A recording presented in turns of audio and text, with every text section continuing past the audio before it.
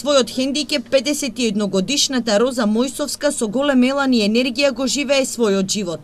Таа е родена со 100% хендикеп на екстремитетите, но хендикепот не и пречи да го следи сопствениот сон. Роза е единствениот уметник во државата која црта со уста. Таму ми беа оперисани рацете и не можев да цртам, тогаш беше ден на жените 8 март. И сакаа сите да цртат честитки, а јас не можев. И ја зедов боицата во уста и тогаш нацртав цвет. Уметничките дела на Роза Мојсовска, работени во акварел, туш и темпера, беа дел од првата изложба која организираше граѓанската иницијатива 5 до 12.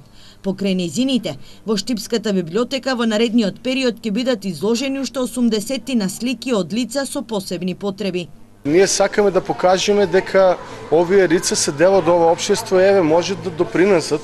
Многу малку луѓе кои што се со редовен развој може да насрикаат вакви слики, така да ова општество може да добие само, значи на овие лица им треба шанса. Сакаме да подигнеме свеста, да се разбуди, да не бидат дискриминирани, да не бидат граѓани од втор ред, него да се почитуваат како децата, така и родителите.